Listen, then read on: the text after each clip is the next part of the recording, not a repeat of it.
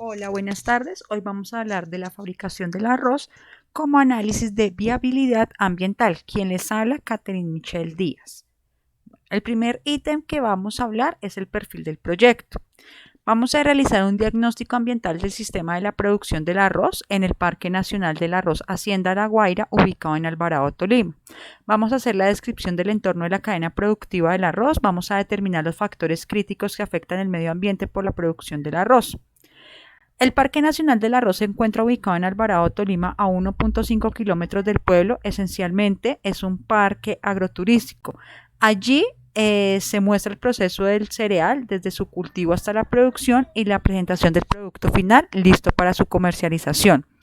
Esta industria emplea procesos productivos combustibles altamente contaminantes como lo son los aceites gastados y los residuos orgánicos de desecho, que cuando entran en contacto con el aire, agua y suelo constituyen un problema social y de salud para la comunidad en general. Pues de ahí surge la importancia de calcular las emisiones y desechos causados por las fábricas de arroz para propender alternativas de solución y con este reducir daños ocasionados al ambiente y a la sociedad. El segundo ítem es el estudio de mercado, donde vamos a ver las características del mercado como la oferta, la demanda, sus competidores, sus consumidores y las características en general. Básicamente, la actividad arrocera en el país se desarrolla en 211 municipios de 23 departamentos de Colombia. Es el tercer cultivo con mayor área sembrada después del café y del maíz. Los sistemas utilizados para la producción del arroz son tres. El primero es el secano, que se desarrolla sin aplicación de agua de riego y las labores de preparación y siembra se hacen desde las aplicaciones y recolección de manera manual. El mecanizado, que es un cultivo que se adelanta usando diferentes máquinas y equipos, y el riego, que se produce en lotes que tienen disponibilidad de agua para aplicar al suelo, de manera especial en periodos que requieren alta humedad como la germinación, la floración o el embuchado. Colombia ocupa el puesto 47 entre 176 países con un consumo per cápita de arroz blanco total de 42.9 kilogramos anualmente, siendo el promedio mundial de 42.5 kilogramos. La producción promedio nacional en los últimos 10 años fue de 2.15 millones de toneladas de arroz paddy seco, concentrado en las zonas de los llanos con el 44% y en la zona central con el 34%. El restante fue distribuido en las diferentes zonas del país. Podemos observar que durante el 2019 y el 2020 se sembraron 394.421 hectáreas, se cosecharon 186.601 hectáreas y se realizó la producción de 1.165.193 toneladas de arroz, el 93% de abastecimiento nacional, que es el arroz local. El otro 7% corresponde a las importaciones, de las cuales el 5% es de consumo nacional por contingencias de Estados Unidos y el otro 2% colocándose en Perú y en Ecuador. El estudio que se realizó históricamente por Fedearroz evidencia que la comparación del consumo de arroz por regiones se resalta en San Andrés con un consumo de 59 kilogramos por persona, en la zona pacífica un consumo de 46 kilogramos por persona y en la costa colombiana un consumo de 48 kilogramos por persona al año, mientras que en los llanos orientales el consumo total tan solo fue de 2 kilogramos de arroz blanco, debido a que en los llanos orientales también consumen la carne, la harina, el tubérculo como la papa y la yuca. Bueno, respecto a los costos directos de preparación y siembra, riego, fertilización, protección de cultivos y cosecha, que son los rubros básicos del costo que definen la competitividad, se revela que el costo en Colombia es de $254 por tonelada, resultando que el 34,8% es superior al de Estados Unidos y el 30,5% superior al de India y Perú. Respecto de los países del sur de Asia, las diferencias oscilan entre 110 y 127%. El arroz paddy se recibe del campo, se limpia para separar posibles impurezas como pueden ser las rasmas, los polvos o pequeñas piedras. Una vez que está limpio, tiene dos usos. El primero es que el arroz paddy es molido y blanqueado para obtener el arroz blanco de consumo humano y los demás subproductos para alimentación animal. Y el segundo caso es que no tiene ningún tratamiento físico ni químico. Se añade a las mezclas para pájaros, palomas y otros pequeños animales de compañía, pues para su consumo. El tercer ítem evaluado fue la información técnica. Desde aquí se va a ver la descripción de las actividades del proyecto. El primero es la planificación y diseño. Tiene 6 actividades. Está el área de influencia directa, la disponibilidad de agua, la época de siembra, los costos y actividades, el entorno ambiental, la semilla utilizada y las prácticas de manejo agronómico. Está desde el estudio de las normas de ordenamiento territorial, el impacto social del cultivo que se va a poder generar en la zona, el análisis de las propiedades físicas, químicas, biológicas del suelo, hasta el concepto de manejo integrado del cultivo y las prácticas ambientales y económicas sostenibles. Básicamente, los centros poblados imponen las restricciones para el uso de los plaguicidas. El estado de los suelos es importante para definir el manejo y la conservación de la fabricación del arroz. Los ciclos de lluvia van a terminar la época de siembra de arroz secano y los rendimientos son menores que en riego. Provienen la contaminación de malezas, las enfermedades, se reduce el uso de agroquímicos, técnicas de labranza y manejo para conservar los recursos y el equilibrio ecológico. En las actividades propias del cultivo son 8 actividades: la preparación del suelo, la siembra, el riego, la fertilización, el control de malezas, el control de plagas, el control de enfermedades y la época de cosecha. Estas van desde la labranza del terreno para controlar malezas y preparar la cama de la semilla, hasta las variedades que deben ser cosechadas con la humedad ideal para mantener calidad del grano. Es el manejo adecuado de la textura, la humedad del suelo, la utilización de equipos según el estado físico del suelo y la disponibilidad de maquinaria, el exceso de fertilizantes que puede alterar las condiciones químicas del suelo y contaminar las fuentes de agua, se evalúan los niveles de daño y se mantiene el equilibrio ecológico, y finalmente se usan las variedades tolerantes para evaluar la incidencia, el tipo de control, vigilar la temperatura, la humedad ambiental, la humedad de cosecha que puede estar entre el 20 y el 26%, se verifica la disponibilidad y la eficiencia de cada una de su maquinaria. En la cosecha está la actividad del método de cosecha, que calibra y limpia las combinadas antes de la cosecha, prefiere combinadas a granel con picadora y esparcidora.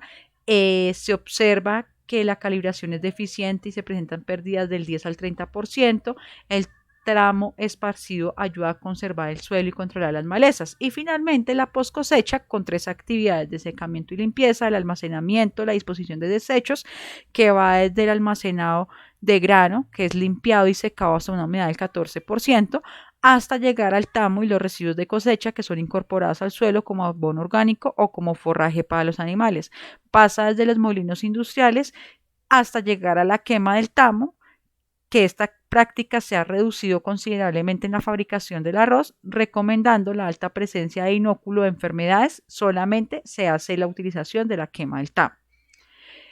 Bueno, el equipo, la maquinaria y el personal requerido para la producción de arroz con el método mecanizado: se utilizan los tractores, las combinadas, aviones y sistemas de riego.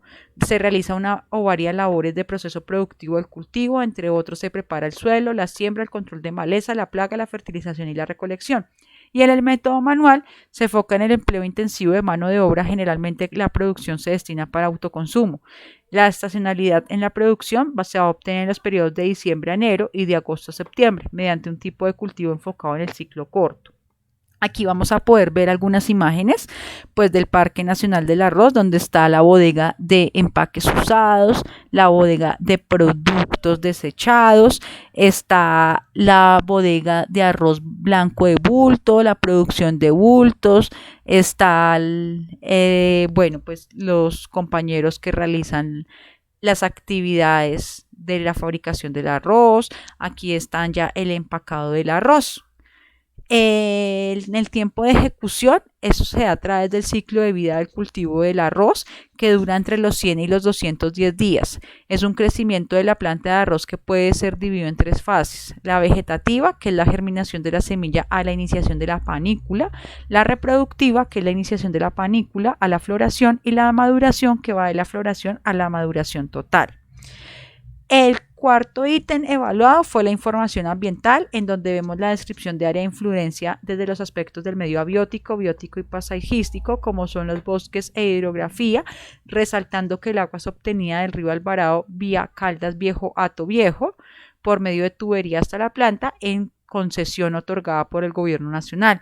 Está la geología, en donde se ve el relieve de llanuras y extensas regiones de tierras planas. Está la fauna, invertebrada y vertebrada, y se hace un inventario que mide el impacto general de la industria sobre la fauna.